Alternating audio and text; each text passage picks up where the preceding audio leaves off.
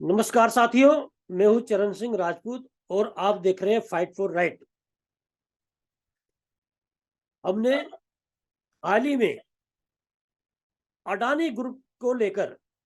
जो Hindenburg research company ने report जारी की है और उसके बाद में जो अडानी ग्रुप को भारी नुकसान हुआ है वो विश्व के टॉप 10 अमीर नहीं बल्कि टॉप 20 अमीर से भी बाहर हो गए हैं। वो लगातार उनके जो कारोबार में लगातार घाटा हो रहा है और सबसे बड़ी बात इस मामले में ये उभर के आ रही है कि जो LIC जिनमें लोग बीमा करते हैं अपनी बेटी की शादी के लिए, बच्चों की पढ़ाई के लिए या कोई अकस्मात हादसा हो जाए उसकी भरपाई के लिए LIC का 18,000 करोड़ रुपए अडानी ग्रुप की जो हिंडनबर्ग रिसर्च की रिपोर्ट आई है उसमें डूबा है। हालांकि LIC ने बयान जारी कर कहा है कि उसका पैसा सुरक्षित है, लेकिन लोग समझ रहे हैं कि यह बयान किस दबाव में दिलवाया गया है और क्यों कहा गया है। ऐसे में यह माना जा रहा है कि जैसे अडानी ग्रुप ने हिंडनबर्ग की रिपोर्ट आने के तुरंत बाद हिंडनबर्ग के जो संस्थापक हैं नेथन एडरसन उन्हें धमकी दी थी कि वो कोर्ट में जाएंगे और ये बोला था कि ये अडानी ग्रुप पर नहीं बल्कि देश पर हमला है। इसमें दो बातें निकल के आती हैं, या तो अडानी ग्रुप को अब तक कोर्ट में चले जाना चाहिए था, या जैसे अडानी ग्रुप ने बोला कि देश पर हमला है तो सरकार को इस पर एक्शन लेना चाहिए था। सरकार को इस मामले में जांच बैठानी चाहिए थी, इसे अंतर्राष्ट्रीय स्तर पर उठाना चाहिए था। क्योंकि यदि कोई ग्रुप बोलता है कि ये देश पर हमला है तो या तो सरकार की ओर से इसका खंडन किया जाए कि किसी की कॉर्पोरेट घराने को लेकर यदि कोई रिपोर्ट जारी होती है तो उसमें देश पर हमला नहीं होता है, और यदि सरकार ये मान के चल रही है कि हिंडनबर्ग रिसर्च की जो रिपोर्ट आई है वो देश पर हमला है तो सरकार को अब तक इस पर कोई ना कोई एक्शन लेना चाहिए था, मामले पर जांच बैठानी चाहिए थी और जैसे मैं पहले भी मैंने बोला है कि अंतर्राष्ट्रीय स्तर पर इस मामले को उठाना चाहिए था। इस मामले पर चर्चा करना इसलिए भी जरूरी हो गया है क्योंकि जो सत्र चल रहा है संसद में, विपक्ष इस मामले पर JPC की मांग पर अड़ा हुआ है, जांच की मांग कर रहा है। तो इसमें एक बड़ा मामला उभर के रहा है जो मैं आज बात करने के लिए बैठा हूं। वो बड़ा मामला ये है कि एक जनहित याचिका, एक वकील है ML शर्मा, उन्होंने इस मामले में सुप्रीम कोर्ट में दायर की है। और जनहित याचिका की यदि बात करें तो जनहित याचिका में यह माना जाता है कि जहां जनहित से जुड़े हुए मामले हों, जहां लोगों से जुड़े हुए मामले हों, उन मामलों को लेकर जनहित याचिका दायर की जाती है। लेकिन ये जो जनहित याचिका दायर की गई है इसके बारे में मैं बता दूं, इस जनहित याचिका में ये बोला गया है कि पहले तो हिंडनबर्ग की रिसर्च के जो संस्थापक हैं नेथन एडरसन, उन पे कार्रवाई की जाए, और दूसरा जिन निवेशकों ने अडानी ग्रुप में निवेश किया है उन्हें सरकार की ओर से भुगतान दिया जाए। ये सुप्रीम कोर्ट से इस जनहित याचिका में मांग की गई है। पहले मैं जनहित याचिका के बारे में थोड़ा बता दूं आपको कि मैंने लंबे समय तक जो प्रकाश सोशल एक्टिविस्ट हुए हैं स्वामी अग्निवेश जी, उनके साथ काम किया है। वो बंधुआ मजदूरों पर काम करते थे और फरीदाबाद में सेक्टर 143A में एक दयानंद नाम से कॉलोनी पुनर्वासित हुई है। उस दयानंद कॉलोनी का इतिहास ये है कि कभी पत्थर खदान मजदूर जो थे उनका शोषण होता था, उनके हक में स्वामी अग्निवेश खड़े हुए थे और उन्होंने उन पत्थर खदान मजदूरों को बंधुआ मजदूर बताते हुए सुप्रीम कोर्ट में एक पोस्ट कार्ड पर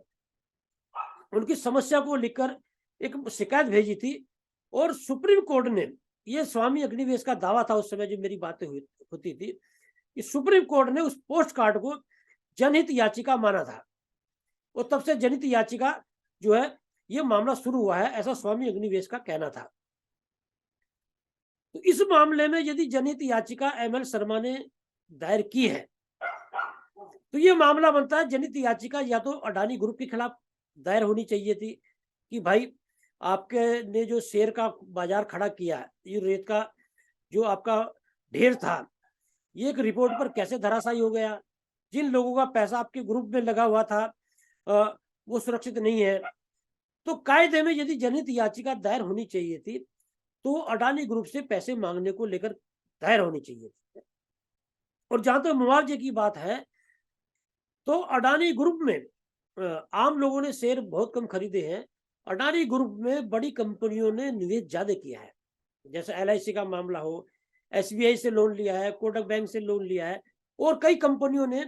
जो है अडानी ग्रुप के शेयर खरीदे हैं।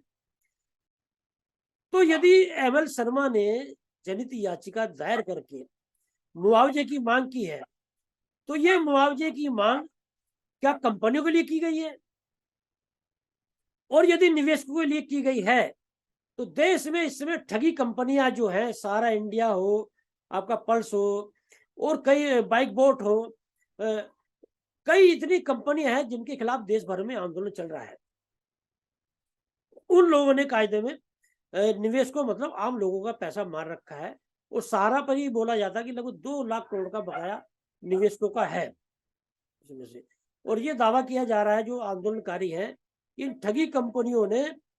10 लाख करोड़ से ऊपर का जनता का पैसा मार रखा है। तो भाई ये समय प्रश्न उठता है कि एमएल शर्मा को अडानी ग्रुप के जो रिपोर्ट जारी हुई है उस पर ही क्यों ध्यान आया? सहारा का मामला है, पल्स का मामला है, बाइक बोट का मामला है, और भी कितनी ठगी कंपनियां हैं उनका मामला है, उस मामले में एमएल शर्मा को ध्यान नहीं आया। या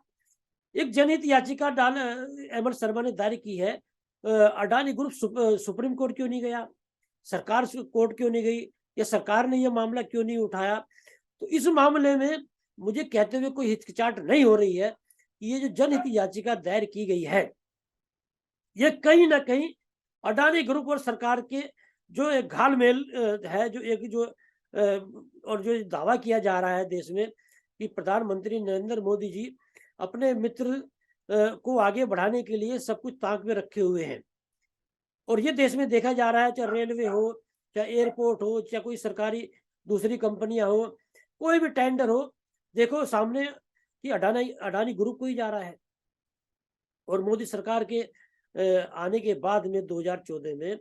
यह ग्रुप लगातार बहुत तेजी से आगे बढ़ा है। वो तेजी से भी ऐसे बढ़ा है जब कोरोना काल में, जब लगभग सारे लोग परेशान थे, लगभग सारी कंपनियों का कारोबार गिर रहा था, और लोग आर्थिक रूप से टूट रहे थे, उस दौर में भी अडानी ग्रुप की संपत्ति लगातार बढ़ी है। तो ये अपने आप में एक प्रश्न बनता है कि कोरोना काल में जब सारे कारोबार ठप थे, तो अडानी ग्रुप की संपत्ति में ग्रोथ कैसे हुई? अडानी ग्रुप मात्र जो है 6-7 साल में दुनिया के तीसरे नंबर के अमीर कैसे बन गए थे? हालांकि आज की तारीख में इस हिंडनबर्ग रिसर्च की जो कंपनी है, उसकी रिपोर्ट आने के बाद में अडानी ग्रुप टॉप 20 से भी बाहर हो गया है। तो पीआईएल की बात मैं ये कर रहा हूं कि जो पीआईएल जो दायर करते हैं, जनहित याचिका जो वकील दायर करते हैं, आप इतिहास उठा के देख लीजिए, प्रशांत भूषण को छोड़ दें तो बहुत कम वकील ऐसे हैं जिन्होंने वास्तव में जनहित को लेकर कोई जनहित याचिका दायर की है, या आम लोगों के जो मामले जुड़े हुए हैं उनको लेकर कोई मामला दायर किया है। अधिकतर मामलों में ये देखा जाता है कि जनहित की याचिका के आड़ में कहीं ना कहीं उद्योगपतियों और पूंजीपतियों का जो है वो फायदा छिपा हुआ होता है। जैसे इस जनहित याचिका में जिस तरह से मांग मुआवजे की गई है, तो एक तरह से अडानी ग्रुप का बचाव किया गया है कि अडानी ग्रुप का जो पैसा, अडानी ग्रुप में जो पैसा निवेश हुआ है, वो पैसा सरकार दे दे। और भाई जिस तरह से मामला प्रधानमंत्री जी के मित्र हैं, तो ये भी हो सकता है कि सुप्रीम कोर्ट से ऐसा कोई आदेश पारित करा दे कि जिन लोगों ने निवेश अडानी ग्रुप में किया है, घाटा हुआ है, सरकार कोई ऐसा कोष ले आए, ऐसा कोई कानून बना दे कि उनकी भरपाई हो जाए, और उस पर भी सरकार जो वाई लूट ले। देखो, जिन लोगों का पैसा डूबा था उसकी भरपाई सरकार ने कर दी है। तो ये देश में जो खेल चल रहा है इस समय, मैं उस पे बोलना, उस पे थोड़ा जो है ध्यान केंद्रित करना चाह रहा हूं कि देश में खेल चल क्या रहा है। देश में किसान मरे मरे, मजदूर मरे मरे, युवा मरे मरे, मतलब कोई आम आदमी यदि मर रहा है तो उस पे इन वकीलों का किसी का ध्यान नहीं जाता है। मामला यदि अडानी ग्रुप का है, मामला अरबों खरबों का है, तो जनहित याचिका दायर हो रही है। और भाई अपने आप में एक प्रश्न है कि इस समय यदि विपक्ष मांग कर रहा है केंद्र सरकार से, तो ये, और बिल्कुल यदि उस हिंडनबर्ग रिसर्च की रिपोर्ट की यदि रिपोर्ट गलत है तो एक्शन होना चाहिए, कार्रवाई होनी चाहिए। या आप ये कि किसी ग्रुप के खिलाफ कोई रिपोर्ट जारी ना हो, कोई पत्रकार काम ना करे, कोई कंपनी काम ना करे, उस आप ये धारणा बना लेंगे। भाई यदि कोई किसी ने रिसर्च कंपनी बनाई है और कंपनी जो बड़ी कंपनियां हैं उनपे उनके खिलाफ बनाई है कि ये लोग एकदम ये कंपनियां एकदम कैसे बढ़ती हैं, तो वो तो अपना काम करेगा ही। आप जाइए अंतर्राष्ट्रीय स्तर पर मुद्दा उठाइए, अंतर्राष्ट्रीय पे ऐसे कितने मंच हैं ये मुद्दा उठाया जा सकता है। या जनहित याचिका सुप्रीम कोर्ट में दायर की गई है तो अडानी ग्रुप को सुप्रीम कोर्ट में जाना चाहिए, सरकार भी जा सकती है यदि देश पर हमला है। तो ये जो अडानी ग्रुप वाला मामला है, ये इसलिए जो है मामला उठना चाहिए और इसकी जांच होनी चाहिए, क्योंकि ये माना जा रहा है कि प्रधानमंत्री जी जो है उन्होंने एक विशेष ग्रुप को आगे बढ़ाकर, या मैं तो ये कहूंगा कि देश के जो संसाधन है उन्हें लुटवा कर उस ग्रुप का वो इस्तेमाल अपनी सत्ता बचाने के लिए कर रहे हैं, अपना रुतबा बढ़ाने के लिए कर रहे हैं, उनके खिलाफ जो आवाज उठती है उसे दबाने के लिए कर रहे हैं। जैसे आपने देखा कि ये माना जा रहा है कि देश का जो राष्ट्रीय मीडिया है वो एक तरह से केंद्र सरकार ने पूरी तरह से हाईजैक कर रखा है। पूरे राष्ट्रीय मीडिया में आप दिन भर देख लीजिए, प्रधानमंत्री नरेंद्र मोदी ने ये किया, प्रधानमंत्री नरेंद्र मोदी ने ये किया, प्रधानमंत्री ने ये कपड़े पहने, प्रधानमंत्री ने ये खाया, प्रधानमंत्री ने ये पिया, प्रधानमंत्री सोते नहीं है देश के लिए, प्रधानमंत्री जो है इतनी मेहनत करते हैं। दिन भर जो है राष्ट्रीय मीडिया यही चलाता रहेगा। उसमें से क्यों चला रहा है? आप सारे मीडिया हाउस का जो है देख लीजिए, वो किसी न किसी पूंजीपतियों के हैं, और पूंजीपतियों को जो बढ़ावा कौन दे रहे हैं? और गिने चुने पूंजीपतियों के हैं। और अब तो ये माना जा रहा है कि जैसे सब कुछ अडानी का ही हो गया है। अब जिस तरह से माहौल बीच में चला था,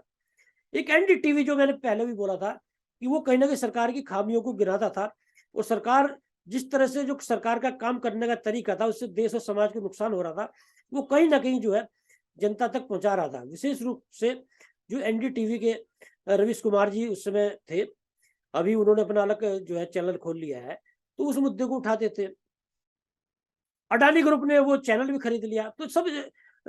सब समझ रहे हैं ये चैनल अडानी ग्रुप से किसने खरीदवाया था। तो यदि किसी ग्रुप को कोई सरकार विशेष रूप से आगे बढ़ाकर देश के संसाधनों को लुटवाकर देश की जनता को की अनदेखी कर कर उस ग्रुप को आगे बढ़ाएगी, और उस ग्रुप में यदि कहीं से कोई रिपोर्ट जारी होने के बाद में ये माना जा रहा है कि कल तक लगभग 9.22 लाख करोड़ का नुकसान अडानी ग्रुप को हुआ है, मतलब 35% नुकसान अडानी ग्रुप को माना जा रहा है, और लगातार ये नुकसान हो रहा है। तो ऐसे में एक जागरूक आदमी कोई भी होगा उसे ये इस पे ध्यान जाएगा ही, और ये मामला उठाना ही चाहिए। तो ये मामला वैसा नहीं रहा है कि केंद्र सरकार चुप्पी साध ले। तो मैं मेरा जो इस कार्यक्रम को पेश करने का मकसद था वो था जनहित याचिका को लेकर। जनहित याचिका कैसे दायर की गई है, किन लोगों के खिलाफ दायर की जानी चाहिए थी, किन लोगों के खिलाफ दायर की गई है। और मैं तो ये भी बोलूंगा कि हिंडनबर्ग रिसर्च कंपनी की जो रिपोर्ट आई है उससे देश के मीडिया को भी सबक लेना चाहिए। कि कोई उद्योगपति जो है वो देश के संसाधनों का दोहन करता रहे और जनता जो भुखमरी के कगार पर रहे। आज रोजी रोटी की जो समस्या देश में वो किसी से छिपी नहीं है। देश के होनहार बच्चे, कोई मेडिकल में जाना चाहता है, कोई इंजीनियरिंग में जाना चाहता है, कोई दूसरे क्षेत्र में जाना चाहता है, कोई कई भविष्य बनाना चाहता है। उन लोगों के भविष्य को अनदेखा करके देश की नई पीढ़ी को एक खतरे में डालकर एक उद्योगपति को आप इतना बढ़ावा देते रहोगे, और जो मीडिया है वो पूंजीपति और सरकार की महिमा मुंडन करता रहेगा। तो ये जो दौर इस समय चल रहा है देश में, इस दौर पे जो है वो गौर करने की जरूरत है। और जरूरत इसलिए भी है कि जागरूक इंसान का ये कर्तव्य बनता है कि देश में यदि कहीं जनता का नुकसान हो रहा है और कोई सरकार जो है मनमानी करते हुए पूंजीपतियों को बढ़ावा दे रही है और जनता जो है दिक्कत में है, तो ऐसे मामले पर ध्यान जाना चाहिए और ये मामले उठने चाहिए। तो आज इस मामले को जो है